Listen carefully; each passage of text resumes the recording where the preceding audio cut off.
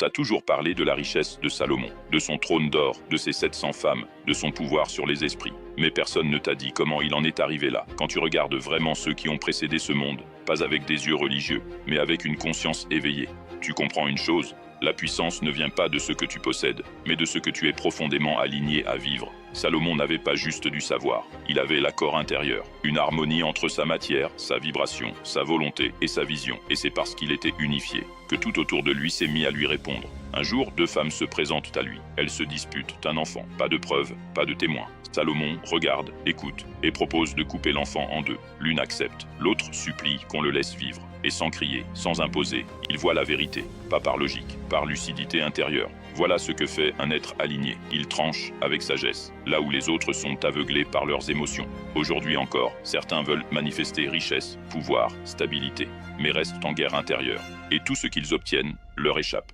Car sans alignement, tu ne peux rien garder. Si tu veux comprendre et incarner ce que lui savait, il faut commencer par te retrouver en toi-même. C'est ce que révèle pas à pas la compréhension de soi, la série initiatique de l'univers de Sim.